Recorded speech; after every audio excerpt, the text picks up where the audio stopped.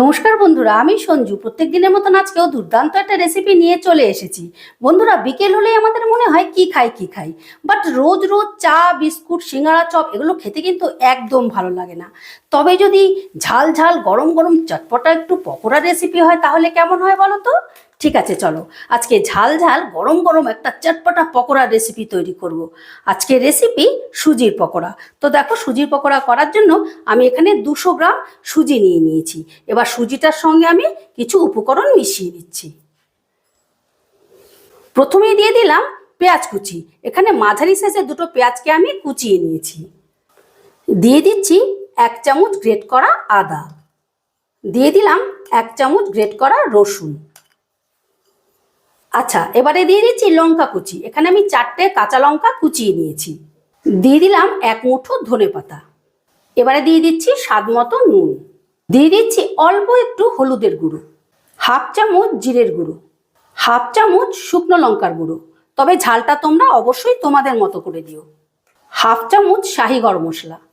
দিয়ে দিচ্ছি অল্প একটু জোয়ান। জোয়ানটা হাতে এভাবে রগড়ে দিয়ে দিলে ফ্লেভারটা সুন্দর আসবে।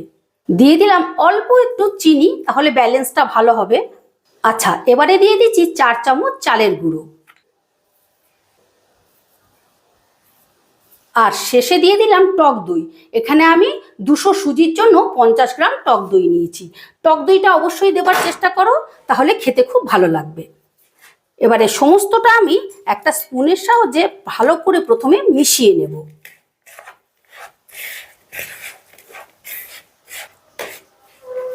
সমস্ত উপকরণগুলো আমি বেশ ভালো করে মিশিয়ে নিয়েছি।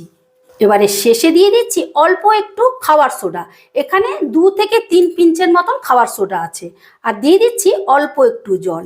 এবারে আমি অল্প অল্প জল দিয়ে ব্যাটারটা তৈরি করে নেব।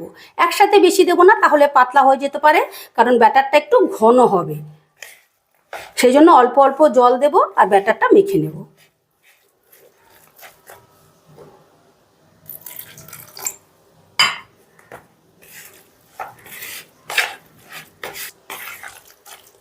দেখো, অল্প অল্প করে জল দিয়ে আমি একটা ঘন ব্যাটার তৈরি করে নিয়েছি। ঠিক এই রকম একটা ব্যাটার তৈরি করে নিয়েছি। এবার এটাকে মোটামুটি আমি 15 মিনিটের জন্য রেস্টে রাখবো, তাহলে সুজিটা ফুলে একেবারে সেট হয়ে যাবে।